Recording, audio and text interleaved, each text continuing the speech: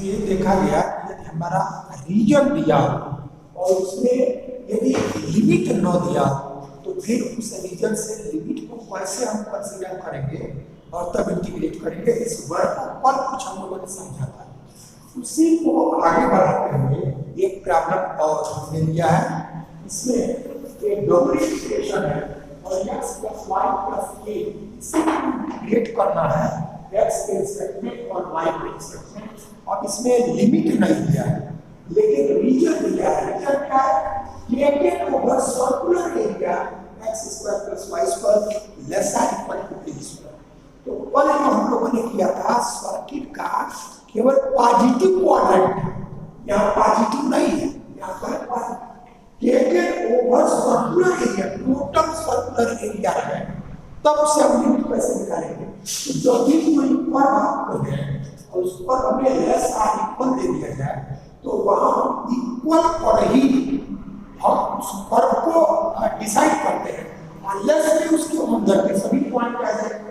तो x² + y² a², ये सर्किट को यदि हम कंसीडर करें तो आपका यह एक सर्किट हो गया, यह एक सर्किट हो गया यहाँ से, जिसका सेंटर है आपका ओरिजिन, ये हमारा x और ये y ऐसे हो गया। ओरिजिन इसका सेंटर है और जो रेडियस है वो आपका a ऐसा है।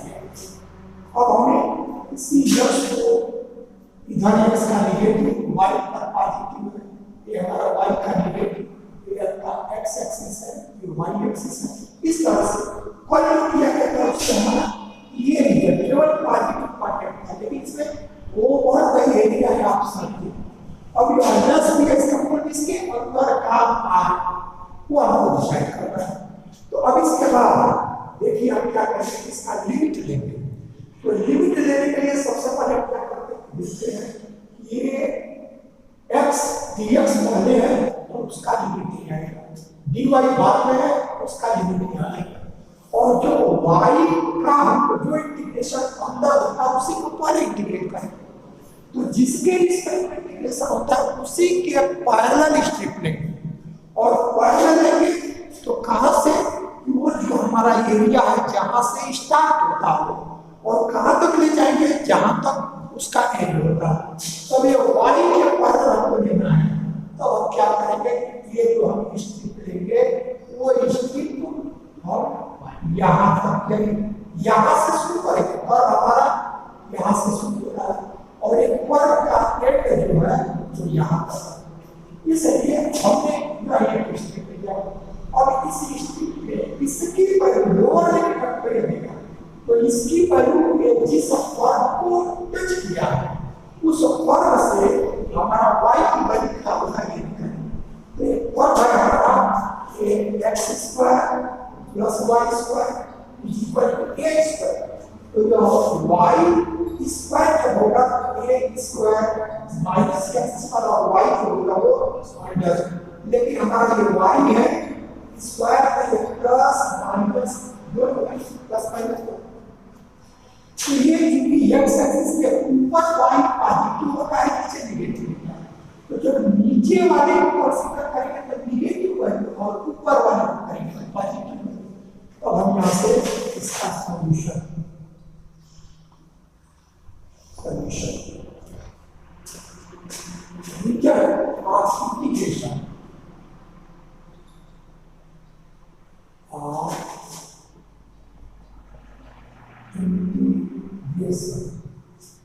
region of integration is circle x² + y² = a², is circle. Our integration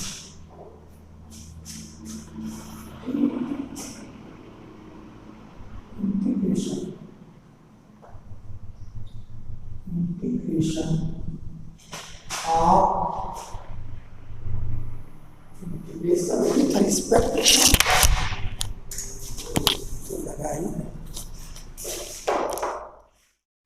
integration with respect to y is taken in first place,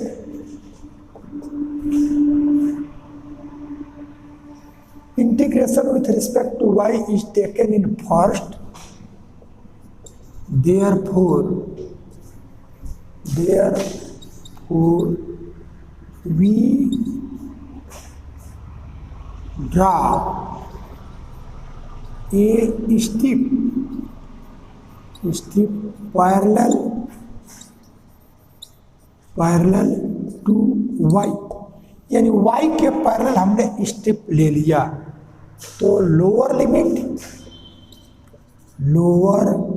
limit is equal to minus under root a square minus x square. जब हम step लेंगे तो ये y की value, y के parallel है तो y की वैल्यू यहाँ से निकालेंगे, और y में हमारा जो निगेटिव होगा, इसके नीचे निगेटिव होगा, y ऊपर पॉजिटिव होगा, तो y की निगेटिव वैल्यू ये हो गया। और अपर लिमिट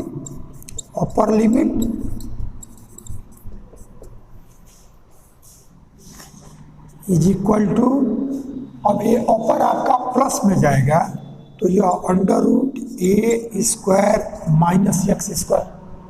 अब हमें देखेंगे कि ये टोटल सर्किल आपको कब मिलेगा, तो जो ए स्ट्रिप है, इस स्ट्रिप को ऐसे आप स्ट्रिप को ये जो है इसी को इसको टच करते हुए ही आपको यहाँ तक आना है। तो देखेंगे कि यहाँ एक्स की वैल्यू क्या है और ए आपको इसको टच करते हुए यहाँ तक आएगा।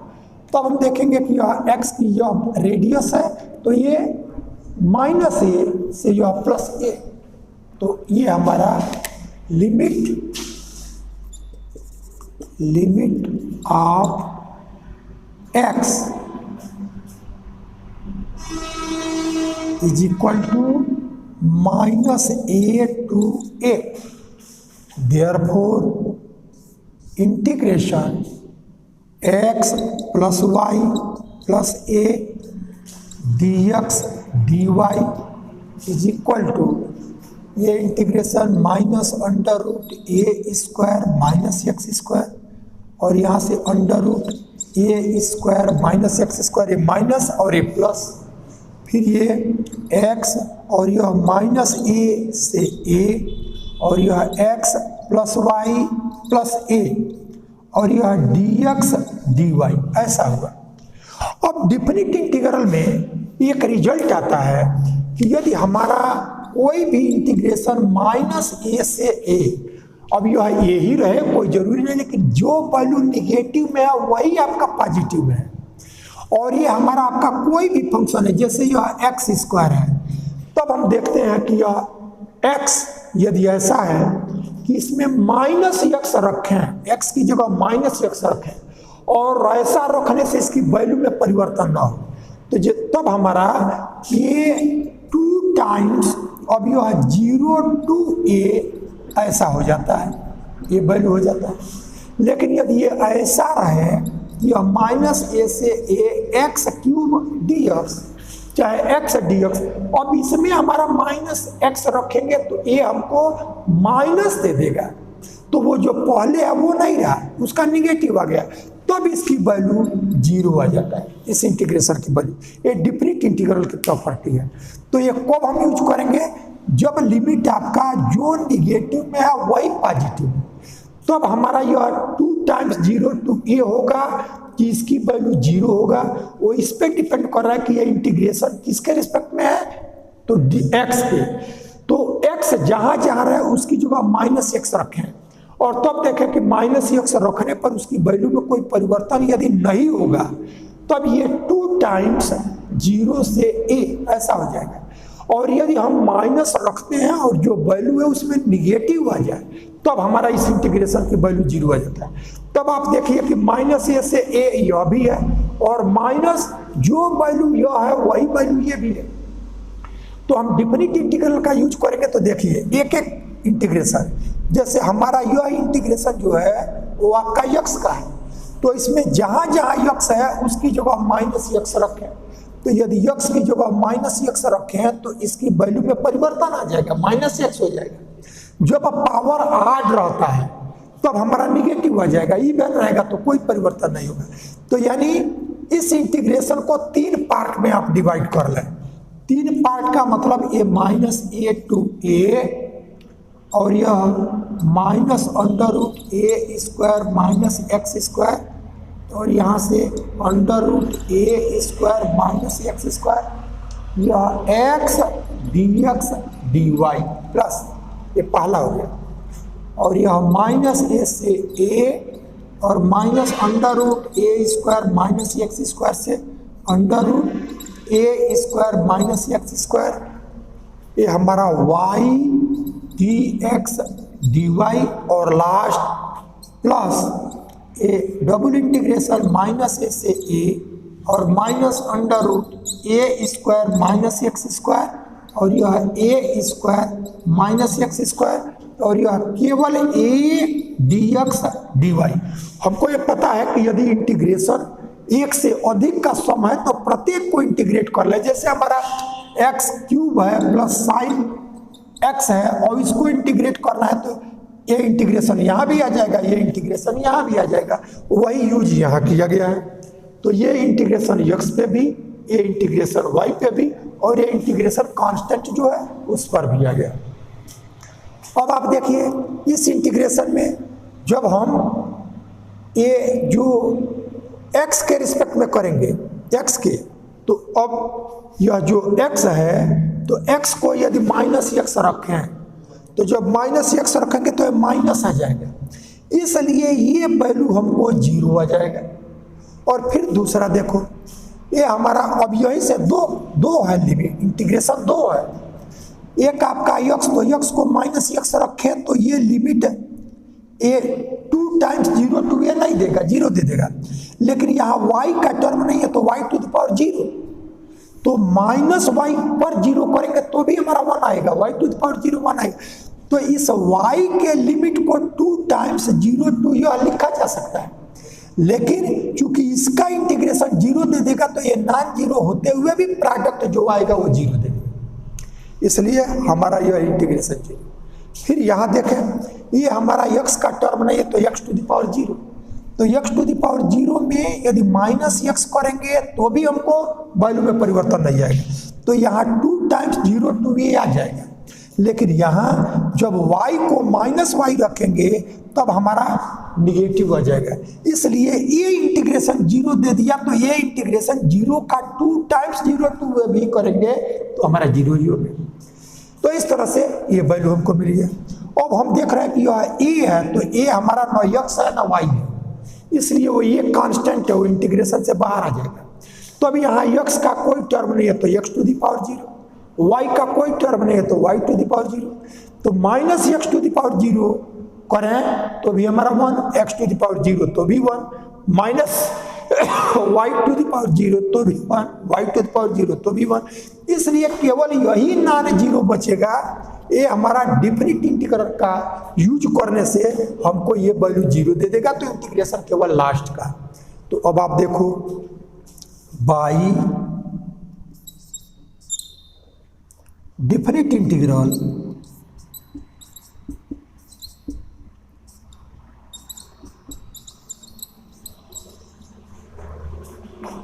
we know that minus a to a fx dx is equal to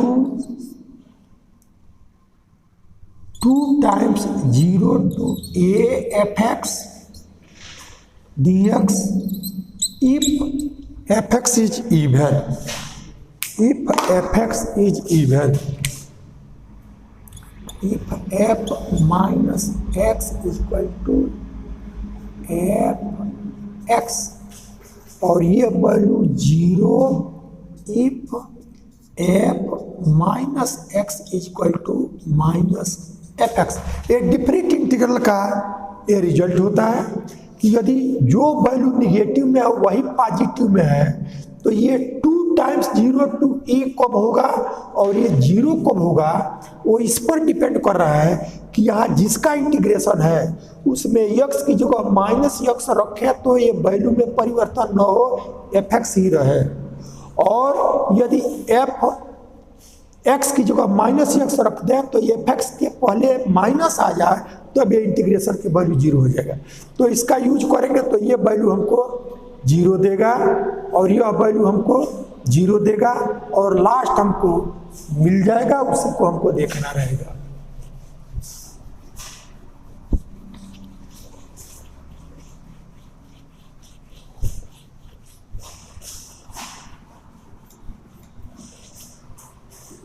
तो लास्ट में हमको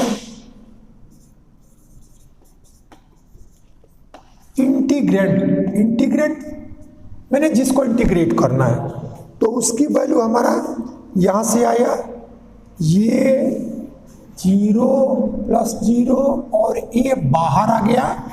अब इसमें ये 2 टाइम्स 2 × 2 0 to a और 0 to √a² - x² dx dy ये। अब देखिए इसको हम लोगों ने दिखाया था कि x को जब -x करेंगे तो हमारा ये निगेटिव दे देगा, इसलिए x वाला इंटीग्रेशन 0 तो y वाला हमारा नॉन जीरो भी दे और x वाला 0 दे देगा तो प्रोडक्ट में 0 हो जाएगा। फिर इसमें हम देख रहे हैं कि y की जगह -y करें तो ये वैल्यू हमको निगेटिव दे देगा, इसलिए x का यहाँ निगेटिव नहीं देगा लेकिन 0 नहीं आएगा, लेकिन इसका 0 आ जाएगा तो 0 से 0 का फिर इंटीग्रेशन करेंगे तो 0। अब ये वैल्यू हमारा ये कांस्टेंट है तो ये कांस्टेंट बाहर आ गया। अब इसको x का नहीं है तो x⁴, तो x को -x किए तो -x का 0 भी हमको वही देगा, 1 ही देगा। तो इसलिए इसको 2 टाइम्स 0 to a, ये 2 टाइम्स 0 to a और यहाँ भी y को -y का 0 करें तो भी हमको 1 ही देगा। तो इसलिए इसको भी 2 टाइम्स, इसीलिए 2 बार 2 टाइम्स लिखा गया है। 2 टाइम्स 0 to a² √ में a² - x²। अब इसी को इंटीग्रेट करना है तब ये वैल्यू आया आपका यहाँ से 4a। अब ये इंटीग्रेशन आपका y वाला पहले होगा तो यहाँ से 0 to a। अब यह y को करेंगे dy को तो y और इसका लिमिट जो हुआ वो 0 to √a² - x² और dx। ये y का लिमिट है और ये पहले होगा तो dy का केवल y, तो ये आ गया। अब लिमिट रखो तो यह 4a 0 to a और यह वैल्यू √a² - x² और 0 करेंगे तो 0 दे देगा। और यह dx। अब ये हमारा एक फार्मूला होता है, इस फार्मूले का ये इंटीग्रेशन का डायरेक्ट फार्मूला होता है। यह 4a को बाहर कर लिया, इसकी वैल्यू ½ x √a² - x² और plus 1/2a² sin inverse x/a और इसका लिमिट 0 to a। देखिए ये √a² - x², इसका फार्मूला होता है हाफ, माइनस के बाद जिसका स्क्वायर है वह, और अंडर रूट में फिर यही वैल्यू प्लस हाफ जो ये वैल्यू है वह, और साइन इनवर्स x/a ऐसा हो गया। अब इसमें हम लिमिट रख लें, लिमिट हमारा 0 to a है।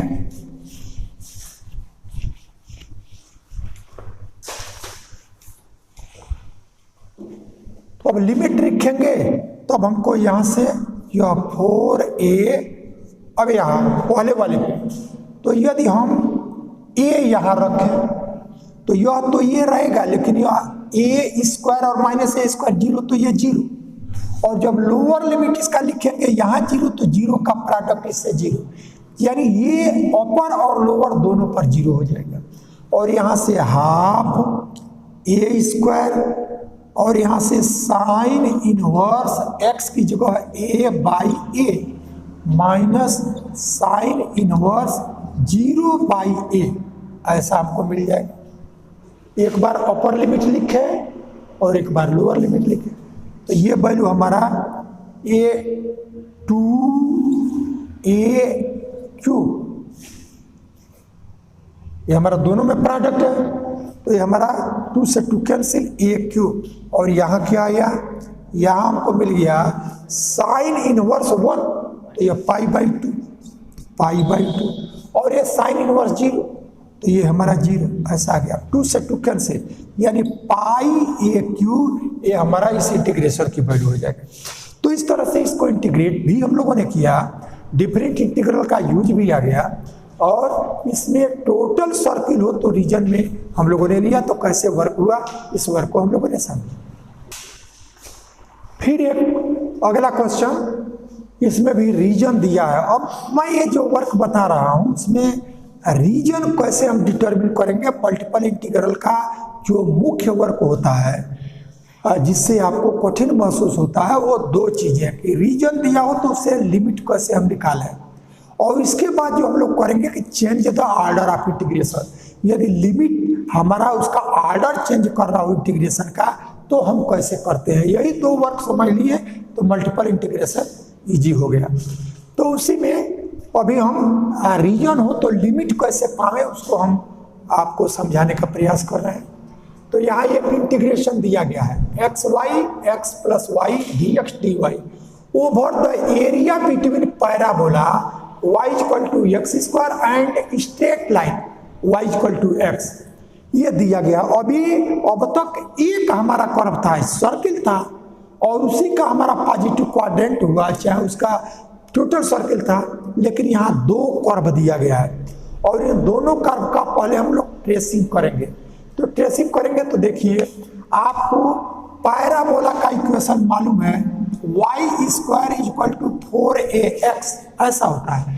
तब उसका जो इक्वेशन लिखते हैं, वो जो बनाते हैं फिगर, वो आपका ऐसे होता है। तो जब ये स्क्वायर में y रहेगा तो x एक्सिस उसकी एक्सिस होगी, लेकिन जब आपका ये इक्वेशन दिया कि x में स्क्वायर है तो y आपका एक्सिस होगा, यानी इस फॉर्म में वो पैराबोला होगा। तो पहले हम उसको बनाते हैं। तो ये जो पैराबोला है, ये इस पैराबोला को आप बनाइए।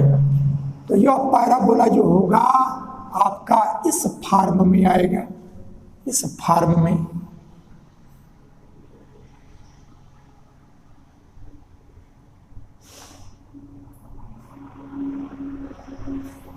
ये आ गया। तो ये जो 1 पावर का रहेगा वो एक्सिस होगा उसका पैराबोला, जो स्क्वायर में रहेगा वो दोनों तरफ रहेगा। तो यह आ गया y is equal to x square, ये आपको मिला। अब इसके बाद से straight line y is equal to x, तब आपको मालूम है कि y is equal to x एक स्ट्रेट लाइन होता है, यानी y is equal to mx, जिसमें हमारा m जो होगा ग्रेडियंट होगा उस लाइन का, और c नहीं है, इसका मतलब ओरिजिन से पास करेगा। और यह m की जगह 1 आया, इसका मतलब ग्रेडियंट 1, और ग्रेडियंट का मतलब tan थीटा, यानी थीटा 45। इट मीन्स इससे 45 डिग्री 45 डिग्री का एंगल बनाता हुआ ये लाइन हमारा जाएगा y is equal to x, ये हो गया। अब दोनों के द्वारा इंक्लूडेड एरिया देखेंगे कि क्या है। तो एक तो आपका यह स्ट्रेट लाइन और दूसरा ये पैराबोला, इन दोनों के बीच का घिरा एरिया इतना ही है। एक तो ये हो गया, यह लाइन ये हो गया, और ये इतना ही आपका दोनों के द्वारा इंक्लूडेड एरिया है, ये इंक्लूडेड एरिया यह हुआ। अब आपको इंटीग्रेशन में देखो इसके पहले है तो यह x का लिमिट और यह y का लिमिट, तो हम इसी में क्या करेंगे कि y के पैरेलल स्ट्रिप लेंगे, y के पैरेलल स्ट्रिप लेंगे, और तब देखेंगे कि जहां से स्टार्ट हो रहा है उस कर्व से y की वैल्यू क्या हुआ। तो ये कर्व है हमारा यह, तो यहाँ y की वैल्यू जो है वो यही कर्व है, यही कर्व जो पैराबोला है। तो इस पर y की वैल्यू एक्स स्क्वायर है, और तब हम देखेंगे कि ये जो दूसरे को जो टच कर रहा है उस पर y की वैल्यू क्या है। तो यहाँ आपका y की वैल्यू यह x आ गया, यानी इसका लोअर लिमिट x स्क्वायर और upper limit x।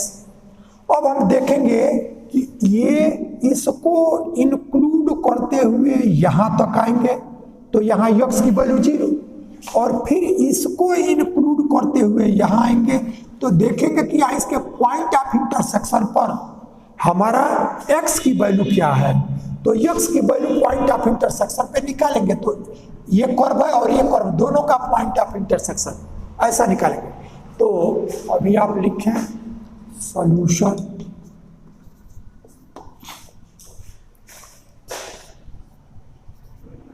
X Y से प्रोडक्ट कर दें तो ये एक्स स्क्वायर वाई और प्लस एक्स वाई स्क्वायर और यह डी एक्स डी वाई इस फॉर्म में आ गया। तो अब हमको क्या करना है, इसका लिमिट लिखना है। तो लिमिट में देखो ये हम स्ट्रिप वाई के पैरेलल लेंगे तो यहाँ वाई की वैल्यू क्या होगा, जहाँ से स्टार्ट हो रहा है एक्स स्क्वायर और जहाँ एंड हो रहा है वो जो y की वैल्यू पहला जो इंटीग्रेशन होता है वो जिस कर्व को टच करता है हम उसी कर्व से हम y की वैल्यू को निकालते हैं। तो एक कर्व है हमारा y equal to x square, तो इससे y की वैल्यू ऑलरेडी निकला है एक्स स्क्वायर। तो हम यहाँ से इसका लिमिट लिखेंगे। तो लिमिट लिखे तो पहले इसको तो y is equal to x square लिखने को लिख दिया गया, कैसे लिखा गया कैसे आया ये चीज जानना महत्वपूर्ण है। y की वैल्यू एक्स स्क्वायर और यहाँ y की वैल्यू x ऐसा है। अब इसमें हम क्या करेंगे कि ये दोनों का यानी ये जो एरिया शुरू हुआ जहां से स्टार्ट हुआ वहां हमारा x की वैल्यू क्या हुआ, अब यहाँ x की वैल्यू तो ये हमारा x यहाँ ओरिजिन है, x की वैल्यू 0। अब यहाँ हमारा x की वैल्यू क्या है, तो दोनों कर्व का ये पैराबोला और स्ट्रेट लाइन दोनों का इंटरसेक्शन है, तो दोनों का इंटरसेक्शन ले। तो यहाँ से x square y plus x y square और यह डी एक्स डी वाई ये आ गया। अब हम क्या करते हैं कि इंटरसेक्शन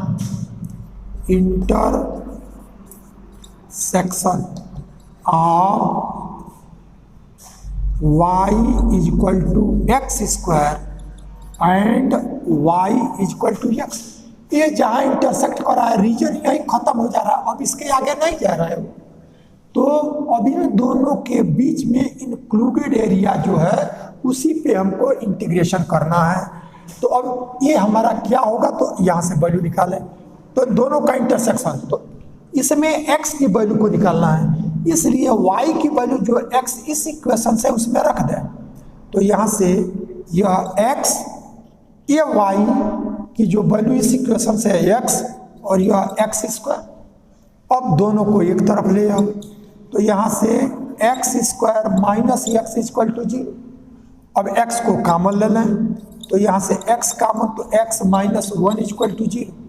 तो this imply x is equal to 0, x is equal to 1, यानी x इक्वल टू 0 यहाँ है। ये लाइन और ये पैराबोला दो पॉइंट पे काटेगा, एक जगह आपका x इक्वल टू 0 और एक जगह यहाँ आपका आया x इज इक्वल टू 1 ऐसा है। तब हमारा लोअर लिमिट x का ये और अपर लिमिट 1, तब हमारा यहाँ से therefore integration x square y plus x y square और यह d x d y is equal to, अब इसका लोअर लिमिट 0 to 1 और इसका हो गया एक्स स्क्वायर और यह x, और तब ये x square y plus x y square d x d y 0 to 1। तो इंटीग्रेट करें पहले हम y के रिस्पेक्ट में, तो y के रिस्पेक्ट में तो एक्स स्क्वायर कांस्टेंट y का करेंगे तो y स्क्वायर बाई 2 और प्लस x कांस्टेंट है और y स्क्वायर का करेंगे तो y क्यूब बाई 3 और इसका जो लिमिट है वो एक्स स्क्वायर से x अब यह डी एक्स वाई के रिस्पेक्ट में कर लिया इसको, तब ये वैल्यू यहाँ से 0 to 1 एक्स स्क्वायर बाई 2 ये हो गया वाई स्क्वायर। तो इसका अपर लिमिट वाई की जगह एक्स लिखेंगे तो एक्स स्क्वायर यहाँ से, और यहाँ जब करेंगे तो यह x और यह x cube by 3 upper limit लिख रहे हैं, तो यह एक्स स्क्वायर और बाई 2 को यहाँ कर दिया। y की जगह अपर लिमिट x है तो एक्स स्क्वायर प्लस x है और y की जगह x तो x cube by 3 minus lower limit, तो लोअर लिमिट में आपका एक्स स्क्वायर है और y को एक्स स्क्वायर करेंगे तो एक्स टू द पावर 4 ऐसा है, और माइनस x है ये बाई 2 भी रहेगा, माइनस x है और x to the power 6 x to the power x into x to the power 6 और बाई 3, ये टोटल वैल्यू हमको मिल गया। देखें क्या है, एक्स स्क्वायर है और y की वैल्यू अपर लिमिट लिखा है x तो एक्स स्क्वायर ऐसा आया, ये बाई 2 यहाँ आ गया है, और फिर इसमें x और यह एक्स क्यूब बाई 3 माइनस अब लोअर लिमिट तो एक्स स्क्वायर और ये y की जगह एक्स स्क्वायर लिखना तो इसका स्क्वायर है तो x to the power by 2 है, माइनस x और एक्स स्क्वायर का क्यूब तो x to the power 6 by 3 ये आ गया हमारा। अब इसको थोड़ा सिंप्लीफाई करें, तो सिंप्लीफाई करेंगे तो ये आपका इंटीग्रैंड ये 0 to 1 ऐसा है, इसको किया जाएगा तो x to the power 4 by 2 x to the power 4 by 2, यहाँ जब करेंगे तो x to the power 4 by 3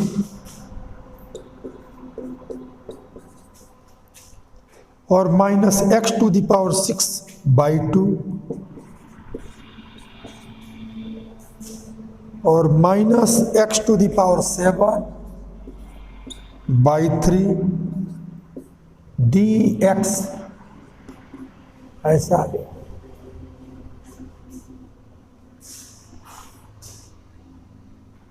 ठीक है, अब फिर इसको इंटीग्रेट करें, तो इंटीग्रेट करेंगे तो अब ये इंटीग्रेट कर ही लें तो ये 1 बाई 2 पहले से है, x to the power 5 by 5 और प्लस 1 बाई 3 पहले से है, x to the power 5 by 5 चाहे तो ये एक ही है तो एक साथ लिख सकते हैं, तो ये आ गया minus x to the power 7 ये 1 बाई 2 तो पहले से है, x to the power 7 by 7 और माइनस 1 बाई 3 पहले से है, x to the power 8 by 8 और लिमिट इसका 0 to 1।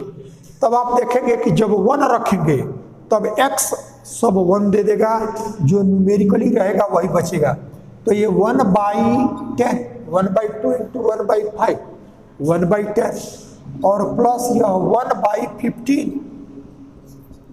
1 बाई 15 और ये वैल्यू दे देगा माइनस 1 बाई 7 इंटू 2 तो 14 और यहाँ से ये माइनस 1 बाई 24 और जब लोअर लिमिट करेंगे तो सब 0 आ जाएगा, x को जब 0 है। अब इसी को कैलकुलेट कर लेंगे आपका रिजल्ट मिल जाएगा, तो इसको कैलकुलेट करने के लिए इसका एलसीएम तो हमको 30 हो जाएगा और इसका जब हम करेंगे तो इसका एक बार एलसीएम आपको देखना पड़ेगा, उसको देख करके कैलकुलेट कर